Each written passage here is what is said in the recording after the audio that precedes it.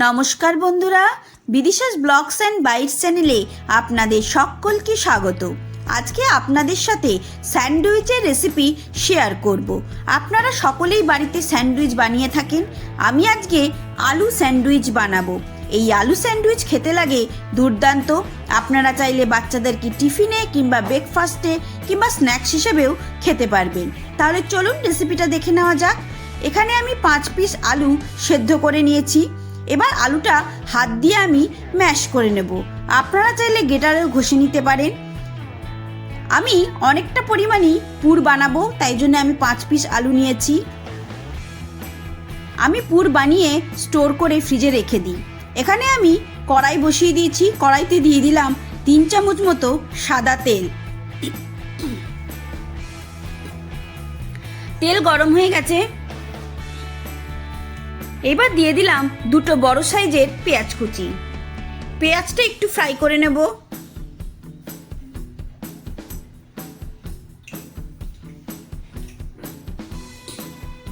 দেখুন পেঁয়াজ অনেকটাই ফ্রাই হয়ে গেছে।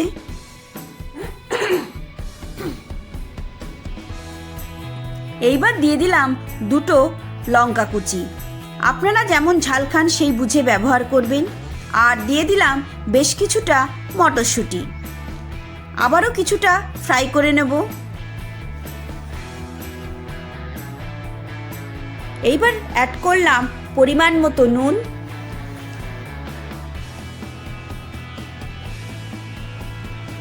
হাফ চামচ হলুদ গুঁড়ো,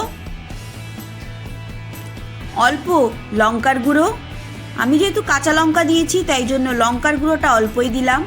আর দিলাম হাফ চামচ ভাজা মশলার গুঁড়ো। দিয়ে দিলাম অল্প একটু চিনি। এইবার মশলাটা ভালো করে ফ্রাই করে নেব।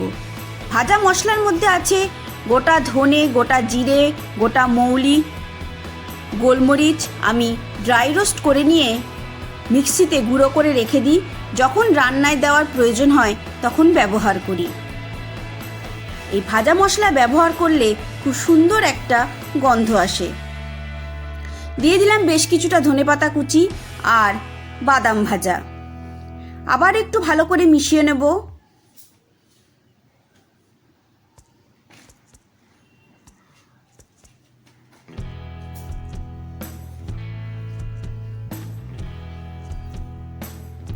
এইবার অ্যাড করে দেব সেদ্ধ করে রাখা আলুটা।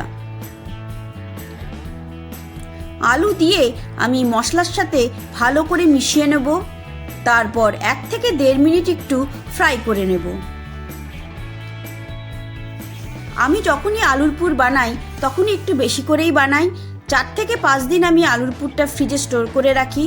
যখন চাইবেন আপনারা স্যান্ডউইচ কিংবা আলুর পরোটাও এই পুর দিয়ে বানিয়ে নিতে পারবেন।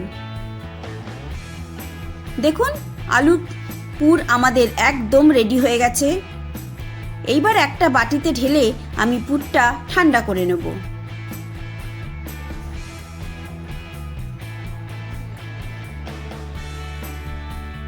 বাটিতে ঢেলে নিয়েছি। আপনারা ফ্রিজে অনেক দিন পর্যন্ত এই পুরটা স্টোর করে রাখতে পারবেন। 1 পিস পাউরুটি নিয়ে নিয়েছি। এই পাউরুটির ওপর আমি 1 চামচ মেয়োনিজ মাখিয়ে নিচ্ছি। আপনারা চাইলে পাউরুটির 4-5টা কেটে বাদ দিয়ে দিতে পারেন, আমি দিইনি। ভালো করে মেয়োনিজ মাখিয়ে নিলাম।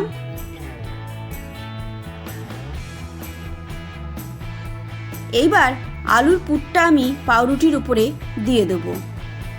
বেশ অনেকটা পরিমাণে পুর আমি পাউরুটির উপরে দিয়ে নেব। পুরটা একটু বেশি করে দিলে খেতে খুবই ভালো লাগে।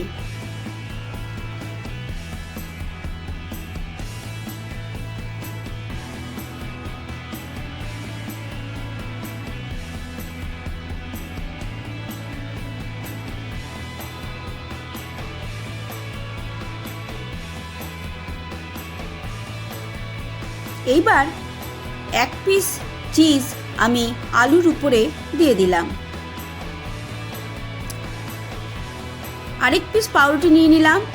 এর উপরে আমি টমেটো কেচাপ লাগিয়ে নেব।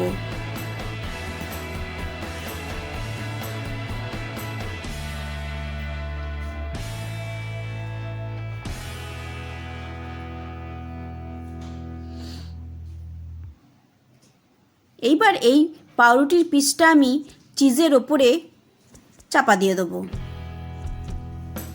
এইভাবে হাত দিয়ে ভালো করে চেপে চেপে এই পিসটা আমি চিজের ওপরে লাগিয়ে নিলাম। এইবার এই পাউরুটির ওপরে আমি কিছুটা বাটার মাখিয়ে দেব।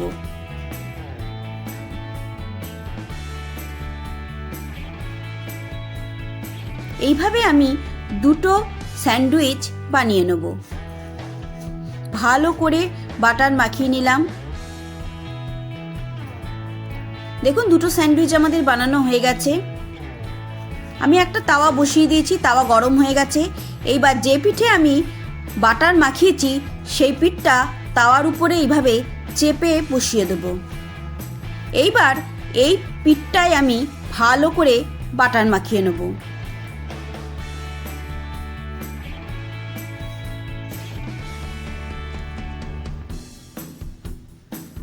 দেখুন এই পিঠেও, পাউরুটির এই পিঠেও আমি ভালো করে বাটার মাখিয়ে নিয়েছি। এইবার খুন্তি দিয়ে চেপে চেপে দুটো পিঠ আমি ভালো করে ফ্রাই করে নেব। দেখুন এক পিঠ ফ্রাই হয়ে গেছে। এবার হালকা করে উল্টে দিলাম।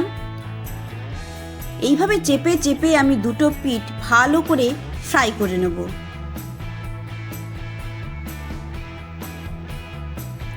দেখুন কি সুন্দর করে ফ্রাই হয়েছে। দেখুন একটা স্যান্ডউইচ আমাদের রেডি হয়ে গেছে। এইভাবে আমি দুটো স্যান্ডউইচই ফ্রাই করে নেব। অবশ্যই এই পদ্ধতিতে একবার বাড়িতে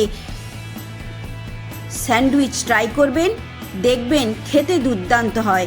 আপনারা চাইলে বাচ্চাদেরকে টিফিনে দিতে পারেন, ব্রেকফাস্টে কিংবা স্ন্যাক্সে এই ধরনের পাউরুটি স্যান্ডউইচ বানিয়ে নিলে জমে যাবে একদম। তাহলে বন্ধুরা, রেসিপিটা আপনাদের কেমন লাগলো অবশ্যই আমাকে কমেন্ট করে জানাবেন।